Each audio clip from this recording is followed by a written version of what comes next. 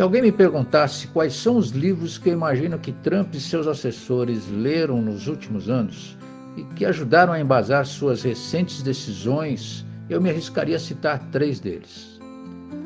A Influência do Poder Marítimo, do almirante Alfred Mahan, Antifrágil, de Nicholas Taleb, e Ascensão e Queda das Grandes Potências, de Paul Kennedy. E quem acha que Trump é um aventureiro, irá seguramente mudar de opinião ao ler essas obras. Vai enxergar que por detrás de suas bombásticas declarações há um entendimento dos postulados da geopolítica, ideias estrategicamente encadeadas, com início, meio e fim, de quem pretende quebrar uma lógica que já não serve mais para o Ocidente, e muito menos para os Estados Unidos. Estratégia é um misto de pensar fora da caixa, de riscos calculados, planejamento de alto nível. É a arte de utilizar-se do conhecimento e experiências acumuladas ao longo de séculos na forma de poder. Passemos então a explorar neste e nos próximos programas um pouco destes ricos conhecimentos contidos nessas obras. Comecemos com Ascensão e Queda das Grandes Potências, um clássico da literatura geopolítica escrita nos anos 80 do século passado por Paul Kennedy, que provavelmente influenciou a que Trump e sua equipe se voltassem contra a inépcia de seus aliados europeus e da OTAN. E por quê? Porque os Estados Unidos estão hoje seguindo o mesmo movimento inercial que o autor relata em seu livro e que levou a todas as grandes potências dos últimos 500 anos a se perderem em si mesmos e deixarem a liderança do planeta para as outras potências ascendentes. As causas são invariavelmente bem semelhantes. Lentamente, ao longo do período de glória, surge nessas grandes potências um movimento de embriaguez pelo poder, de perda de foco e desgarçamento de valores e moral, ofuscando-se a visão de perigo que lenta e sorrateiramente vai se ampliando, envolvendo e corroendo as estruturas internas do país. Faz sentido para você? Ultimamente vocês assistiram algo sobre a disseminação da cultura woke nos Estados Unidos? A admissão de gays e lésbicas no exército? Drogados perambulando feito Walking Deads pelas ruas da Califórnia?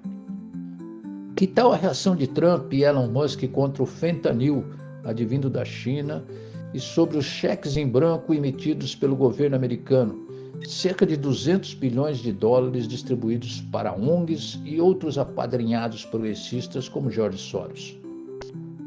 Por que ele ataca a OTAN, a maior aliança militar existente no mundo atual e da qual ele é líder?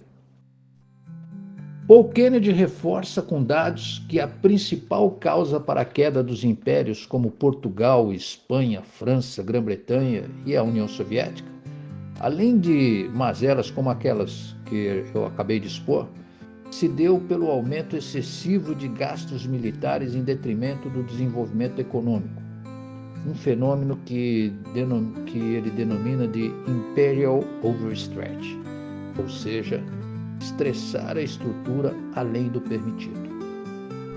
Então seria o caso de os norte-americanos estarem caminhando para um Imperial Overstretch? Os Estados Unidos, em que pese a sua pujança econômica, têm enfrentado crescentes desafios, incluindo uma dívida interna cada vez maior, déficits comerciais persistentes e o aparecimento de uma concorrência geopolítica de peso, como não se via há anos, com a China aparecendo no retrovisor e diminuindo a distância ano a ano. Além disso, os Estados Unidos continuam sustentando seus tradicionais aliados, digamos assim, com uma espécie de Bolsa Família, premiando suas práticas humanitárias e assistencialistas, enquanto os trabalhadores norte-americanos dão duro para ampará-los e protegê-los. Só para se ter uma ideia, os Estados Unidos sozinhos sustentam metade do orçamento da OTAN hoje. São cerca de 700 bilhões de dólares anuais e a outra metade é dividida entre nada mais, nada menos do que 30 outros países membros. Não é de se admirar, portanto, que Trump tente interromper a inércia dos mesmos acontecimentos que levaram ao debacle de outras poderosas nações, como previu Paul Kennedy. Em outras palavras, Trump quer obrigar a que a Europa seja responsável pela sua própria defesa e deixe de gastar o dinheiro dos contribuintes americanos, o que, venhamos e convenhamos, é mais que razoável.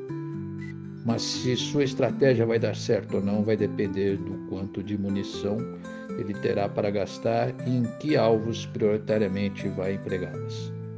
A China, com a sua astúcia e paciência milenar, já começa a cooptar os novos desafetos americanos do que esses desafetos daquilo que ele chama de trumpocracia.